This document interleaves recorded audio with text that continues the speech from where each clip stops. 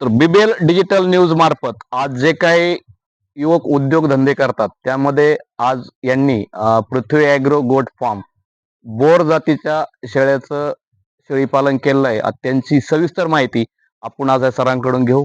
यांचं पूर्ण शेड आपण फिरून पाहू आणि सरांना जो काही अनुभव आलेला आहे गोट फार्म बाबत त्या सगळ्या गोष्टीची आपण माहिती विचारणार आहोत. तर प्रथम सर तुमचं मला नाव आणि परिचय सांगा जरा. नमस्कार शेतकरी बांधवांनो. नमस्कार. गौरव प्रल्हाद जाधव. आपला गोट फार्म बाग पिंपळगाव गेवराई पासून एक 3-4 किलोमीटर अंतरावर आहे. तर हा बीड जिल्ह्यातला एक यशस्वी प्रयोग म्हणावा लागेल, कारण याच्या अगोदर मी बोर गोट फार्म जी शेती आहे मी टीव्ही न्यूज चॅनलवर फलटण या ठिकाणी पाहिलं होतं, कारण तिथं मोठ्या प्रमाणात बोरचं होतं. तर तुम्हाला ही कल्पना कशी सुचली किंवा ही बोर जात का निवडली? कारण आपल्या मराठवाड्यामध्ये उस्मानाबादी शेळी ही सगळ्यात जास्त आवडीने, तिचं मांस चांगलं, तर तुम्ही ही जात कशामुळे निवडली? सर, बोर जातीचं वैशिष्ट्य असं आहे की बोर जातीचं वजन खूप जास्त वाढतं. वजन झपाट्याने वाढतं. हो. आणि परत बोर जात ही मजबूत जास्त असते. शेळ्यांच्या प्रजातींमध्ये सर्वात जास्त मजबूत म्हणजे रोग प्रतिकार शक्ती जास्त. आफ्रिकन बोरची सर्वात जास्त आहे शेळींमध्ये.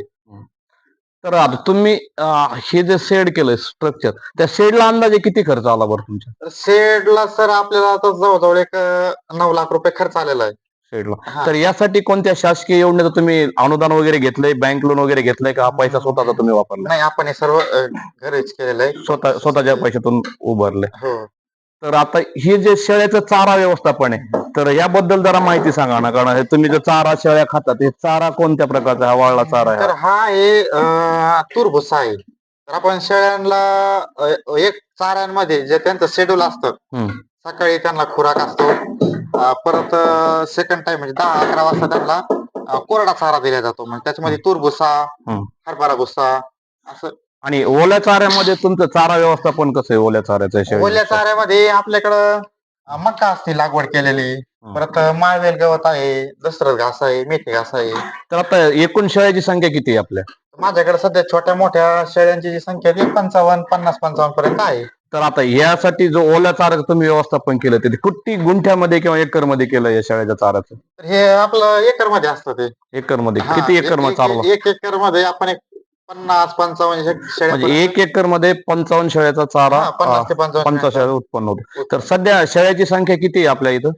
माझ्याकडं ज्या म्हणजे याच्या फिमेल आहे म्हणजे मदर स्टॉक मध्ये त्या एक 35 फिमेल आहेत.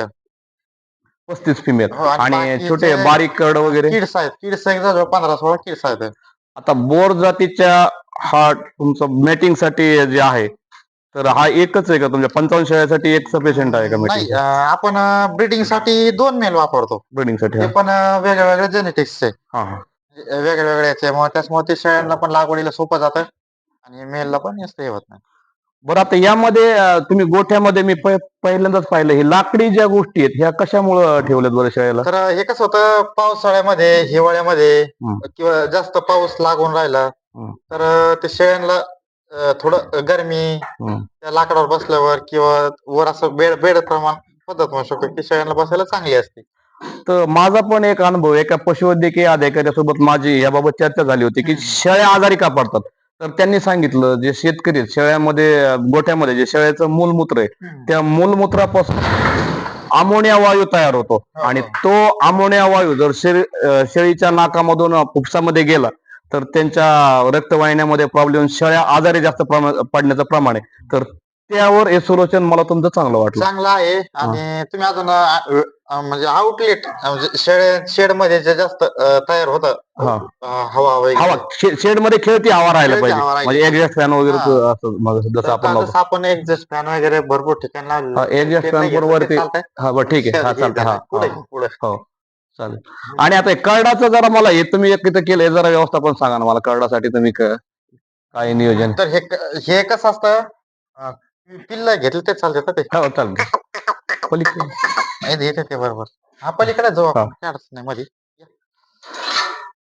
हे कसं असतं सर, या येते.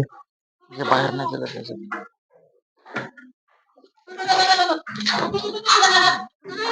हे कसं असतं, हा एक दिवसापासून तर एक महिन्यापर्यंत जे किड्स आहेत हा ते आपण वरच ठेवतो. याचं कारण असं आहे हम्म. की पिल्ल जे आहेत का ते माती चाटतात खालची. माती चाटल्यामुळे त्यांना शेड्यूल माती चाटतील किंवा एखादी वस्तू किंवा हा. कपडा हे चाटलं तर हा. त्यांच्या पोटाचा आजार त्यांना होतो. बरोबर आहे. आणि तिथूनच मूळ शेतकऱ्यांचे पिल्ल हे जास्त दगावतात त्या गोष्टीमुळे.